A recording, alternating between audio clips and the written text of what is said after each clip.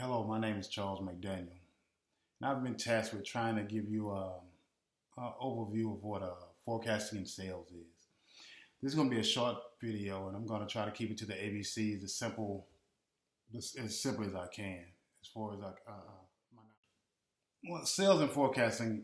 Believe it or not, everyone does it in their life in some type of way.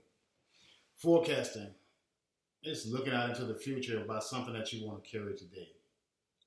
You're going to make a sale off that forecasting. Just think about when you go to the store, the grocery store, to get, say, 4 cans of green beans. You've already based this off of forecasting because you've used at least 4 cans of bean in the past. And sales. Sales is not as easy as people think it is. When you get into sales, to sell a product, you have to market that product. If it's a new product, you have to introduce it to the world and make the world understand that this is a product that they need. If it's an existing product, then you will try to convince the world that it's a product they still need. You have to be integrated into a set of plans. It's not just like you go out there and sell something to somebody. Have you ever tried to get onto the phone? One of your children brought home something from school that they was trying to sell to someone. You have to go out there and market and say it's from the school. Now, this hopefully they will buy the product from you. That's the same thing that goes into sales. So now hopefully you can put back forecasting and sales into your memory. And let's get a little started. When we're talking about forecasting, we're talking about, let's talk about some forecasting types. Because there's different ways in which you can get a measurement of what you need in the future. You can have demand forecasting, supply forecasting, price forecasting. Let's go with demand forecasting. Demand forecasting, just say you buy 1 box of pencils. That'd be a demand. And also inside of that box of pencils, which are usually a quantity of 12 or 24, if you use all 12 or 24 of those pencils, then that is called consumption. So now you have demand and consumption, which to base your forecasting off of. Next, you have supply forecasting. It provides information on the numbers that are going to be produced. And use the supply forecasting to see, usually when you're buying something from somebody, you're going to say, okay, how many of these can they produce and they can supply me with, or I can supply someone else with. Price forecasting, simply is what it is. If you have $1,000 and these things cost $999 a piece, you can only get one. So therefore, you have no issues and it should be easy to understand. So, as with everything, you have to have some type of boundaries, some type of laws that govern what you're doing. And we have laws of forecasting. Laws of forecasting says that forecasting is not the know-all, be-all. And most of the time, forecasting is wrong. Because you forecast when you look at a basketball game and you say, hey, based on the statistics, these guys are going to win.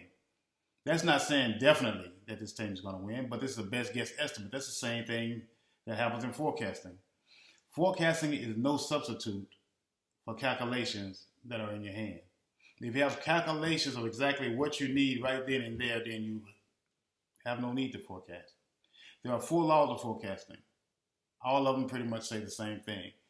That they're not totally accurate, but they are very useful when put into place. You have short-term forecast, long-term forecast. Short-term, of course, is going to be a little closer to the truth. Long-term, a little further away. When considering forecasting, you have to select a forecasting type. Well, a forecasting method to be exact. You're going to have qualitative or quantitative. Qualitative is when hard data does not exist. Quantitative is when you're going to use a statistical method or not. Okay, qualitative forecasting, market surveys, panel consensuses, build-up forecasts, and time series forecasting, which is a quantitative method, uses moving weight average, exponential smoothing, linear regression, and things of the such.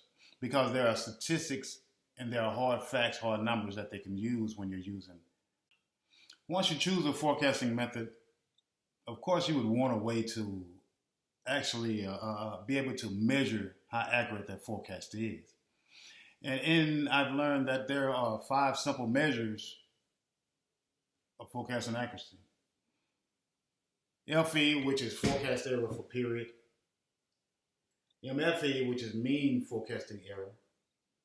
MAD, which is mean absolute deviation. MAPE, which is mean absolute percentage error. and MAPE, which is a tracking signal. All of these are ways in which you can track your forecasting error. Have you ever walked into a Walmart or some superstore, I don't care what type of store it was, and wondered how they got all this stuff on the shelf? Well, they're using a computer-based forecasting method, using a computer-based forecasting package, if you will, to be able to determine through usage, through buying demands, through supply from the to and from the customers, and through price of how much to stock and what season to stock it in, so they'll be able to fulfill your needs. Computers can do a whole lot more than a human can do, because they can take all huge amounts of data and compile it in all different ways to be able to get a statistical outcome. To add further processes that go hand in hand with forecasting, you will have collaborative planning and replenishment.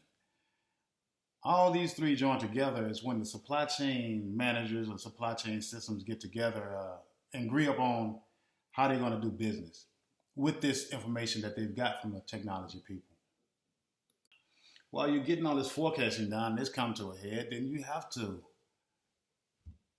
do your S&OP, your sales and operation planning. In that, you're going to have detailed planning, tactical planning, and strategic planning. Detailed planning, the only way you can do detailed planning is planning stuff that is near term. It's close, say day-to-day operations. When you're doing tactical planning, that's when you're planning about maybe weekly or monthly or something like that. It's dealing with your workforce, your inventory, subcontracts, logistics, and the way it moves. It has a moderate risk when you're dealing with things. When you're dealing with strategic planning, you're looking at the long-term things. You're looking way out 4 or 5 years. You want to make sure that the plans that you're putting in place now for the detailed and tactical things will be strategic in the end. I can't sit here and say how informed you are now, but I've been taught if you learn one thing out of 1,000,000, then you've learned something that you didn't know. So hopefully my short video told you something about forecasting and sales. And thank you for your time and your attention.